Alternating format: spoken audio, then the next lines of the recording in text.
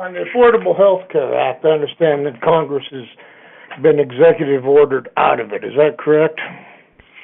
No, that's not correct. Congress is actually in an interesting position there in that Congress has uniquely been put onto the healthcare exchanges.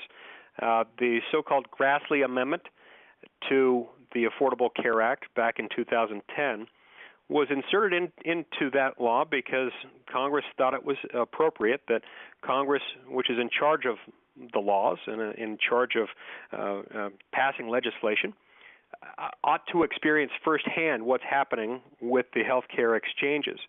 And so we, as members of Congress and our staffs, next year will be required to get our health care through the exchanges, just like everyone else who doesn't get their health care directly through their employer.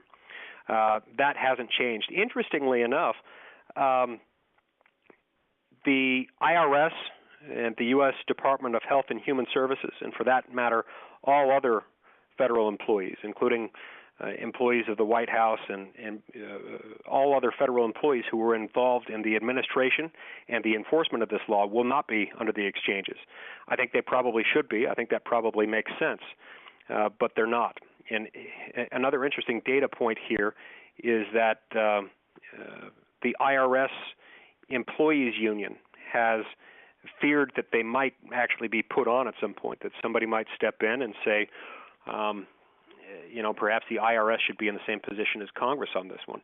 But they've spoken out and said, please don't do this to us. We don't want to be on it. So there should be no special treatment, not for business, not for unions, not for anyone else.